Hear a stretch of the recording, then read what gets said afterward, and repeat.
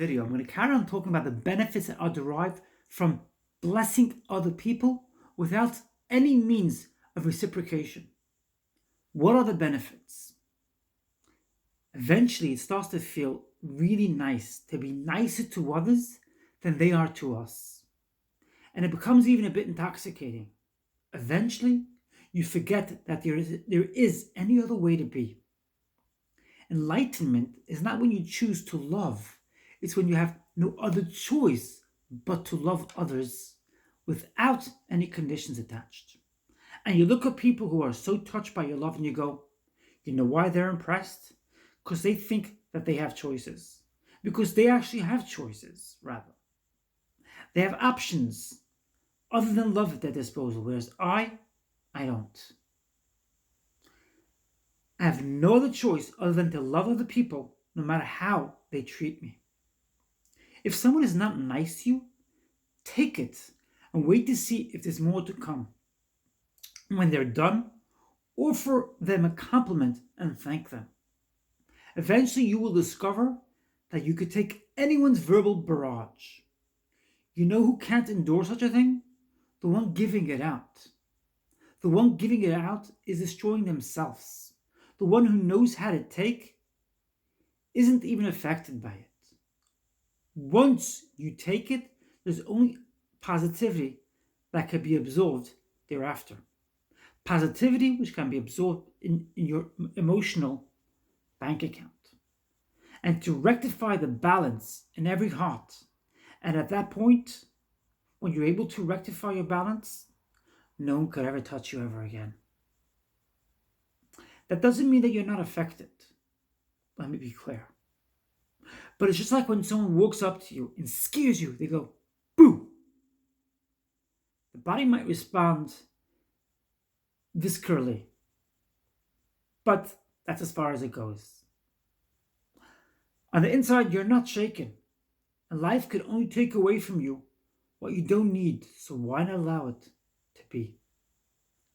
God dresses up in human beings in order to help us escalate to a higher consciousness. I'm not encouraging anyone to remain in an abusive relationship. I'm just encouraging people to understand the dynamic of verbal confrontation. Don't intentionally put yourself through it. Rather understand what's going on when it comes up and how your response is your gift. You could give yourself a gift by your response, or you could give yourself the greatest means of hurt. When you stop seeing somebody else's confrontation as anything to do with you, it's just their inner child, you gain a deeper clarity and understanding. After someone hurdles you with stones, say thank you. Again, if they respond with harshness, tell them, I lived for X amount of years. In my case, I've lived for over 40 years. I gave myself plenty of negative talk. So if you want to add more to it, go right ahead. Also worth remembering that someone else's crucifixion is your resurrection. If somebody crucifies you, they have hence given you the best means of gaining your resurrection. After you've been crucified, nobody could crucify you again. That's the benefit of being crucified. You want resurrection? Allow yourself to be crucified. When you become enlightened, you don't blame people for their behavior, but you retain a level of intelligence which allows your discernment to flow freely. Contrary to what we have been taught to believe, discernment is not a form of judgment. It is a form of keeping intelligent and safe. Like you wouldn't walk in front of a car, or walk out late at night when uncanny, dangerous characters could be lurking around. Similarly, don't walk into somebody else's fear zone and don't engage. Recognize and identify when somebody is not in a great place and that's why they're showering you with abuse. A form of judgment? It is definitely not. It's just a form of keeping intelligent and keeping safe. Now, I want to carry on talking about what happens when you disengage from the abusive person. What do you do now? How do you take care of that within your own frame of mind? An enlightened being could love others from afar. They don't hang around abusive people, but they love them from afar. An enlightened being could discern between a hormonal level of love and a level of which is not safe. Loving from afar is the way to translate a situation wherein an abusive person is lurking about. Not to judge, not to try and ridicule them. On the contrary, you're just protecting yourself. It's not about judgment. An enlightened being looks out for their evolutionary process, whereas the inflamed ego just tries to make it work, ignoring all the telltale signs. No, being alone, that's not a bad thing. The fear of being alone makes people do the craziest things. It's the inflamed ego which is talking in that situation. All in order to keep themselves with their inflamed ego intact. But what happens thereafter? It only leads to more problems. How about loving yourself regardless of what you have been taught about love? Loving yourself could actually be harder than loving somebody else, but it carries with it the greatest gift you could ever achieve. How many people receive a compliment only to tell themselves, no, that's not true. I'm bad. In case you haven't noticed, until you love yourself, life doesn't make one bit damn of sense. Here's a famous quote from my teacher, Matt Kahn. You attract what you judge until you no longer judge what you attract. Should I repeat that? Okay, I will. You judge what you attract until you no longer attract what you judge. Sorry. You attract, I said that wrongly. You attract what you judge until you no longer judge what you attract. In other words, so long as you are judging what you're attracting, you're bringing into your life negativity and problems.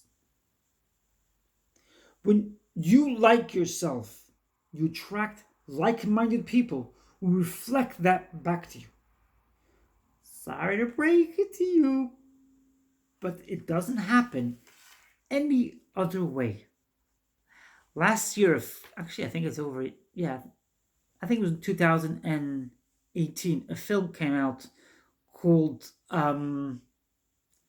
Disobedient. It was a film about a lesbian woman who um, was confronted with a difficult situation. She was in a close-knit community, and she had to be married to a man, and a lesbian partner came about, and it really complicated the situation, complicated things. It was actually close-knit community, meaning ultra Orthodox Jewish community where it took place. And there's this one line which I picked up from the film, which is, "Sorry to disappoint you." And I think that was when, I don't remember exactly when the husband said this to his spouse, but it was something which always like I've always been able to relate to. Sorry to disappoint you with the truth, with the facts of how the world works, how life works. I read out to you a couple of statements, a couple of different pointers which I wrote about loving yourself from a deep, deep place.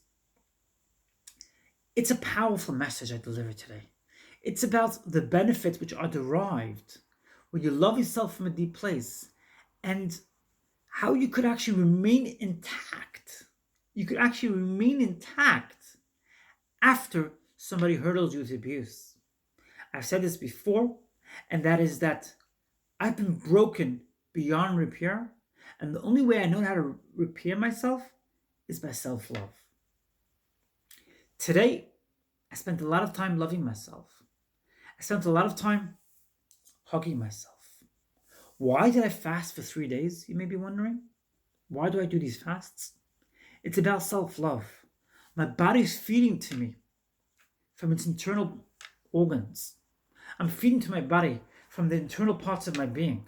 I'm not getting food from external resources. That's an amazing benefit, which is derived from fasting. Is it easy? No, not so easy. But it's been very, very beneficial and it's been amazing. I've done 5 long fasts and I've really been feeling lately that it's time for me to close shop and stick to 36-hour fasts, which happen on a weekly basis, and that's it. That's going to be my new approach, my new way of doing this. 36 hours a week, which is fine by me. Until now, I always did at least 24 hours. I just thought I'd mention that. So now it's going to go up to 36 hours. Not a big deal. But I do imagine that after I go to have a meal, when I go for buffet night, I do think it's going to be 24 hours until I eat after I finish. Because my system is just used to having a 24 hours, a 24-hour span after a long fast. That's today's message. Did you enjoy today's video? Smash that like button. Why not feel free to smash that like button? Why not feel free to drop a comment down below? Could you relate to any of the ideas I shared with you today? And what do you think about this concept of self-love? And how you can actually give yourself the greatest gift when you give blessings to others without expecting anything in return. What do you think about it? Have you seen results in your life? Please share it in the comment section down below. I'll be really grateful if you can. I look forward to seeing you in my next video. I love you.